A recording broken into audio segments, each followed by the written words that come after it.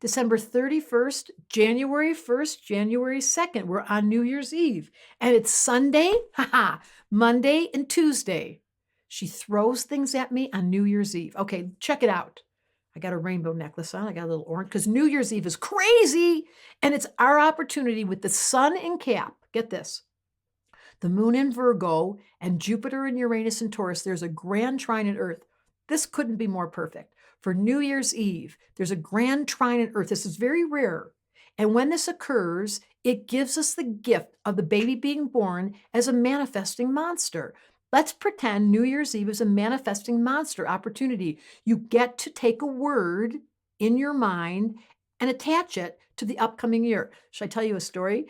I used the word patience for the last 2 years because I didn't get it the first year, and I may even consider using it this year. I mean, I added wisdom to it, but there's a word that followed me around, and I had to call myself out, and some people on my team would say, "What was your word this year?" 2 years in a row.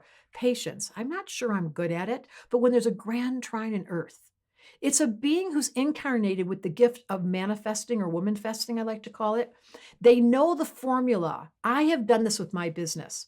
It requires follow through. This is what happens when there's a grand trine on Earth. You don't give up. You stay the course. You use your words and you mean them on New Year's Eve. You don't act frivolous. You actually write down your goals. You create a schedule. You definitely have time off. You are allowed to be lazy, but the gift of grand trine on Earth is consistency, repetitive. Do you know how long I've been teaching astrology? Can I just tell you? This is coming to 2024. We're now in 2024. I started in the 80s. It's embarrassing. I have been doing the same thing, grand trine in Earth, Sun in Capricorn, Moon in Virgo, and the planets in Taurus. That indicates consistent, stable follow through. And the worst that can happen with these personality types is they complain. I don't know what I want for New Year's. I didn't get the gifts I wanted. My body hasn't been healed. Why don't you change this New Year? This is the holiday, wearing my favorite color, to say we can create 2024 being a year based on you knowing your chart and getting really acquainted with yourself, or based on you doing your spiritual practices. What does that mean? It could be skiing.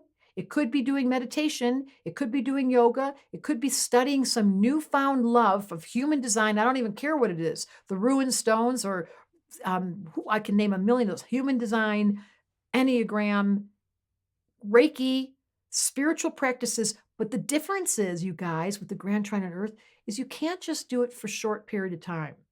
You have to follow through. The definition of womanifestation or manifestation is follow through, consistency, and doing it when you don't want to. Hello, Capricorn. Now, I have that gift because I figured out in my book, The Missing Element, that I didn't have this quality because I'm a Gemini. You tell me what's your missing element.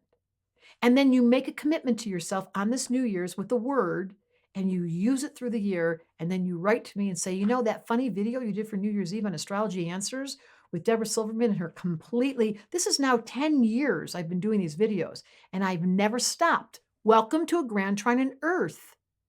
And I learned how to stop complaining. Maybe that's your New Year's resolution. No more complaining. You tell me, write it in the comments. I just want to thank you from my Christmas to New Year's to say to all of you, thank you for watching these videos.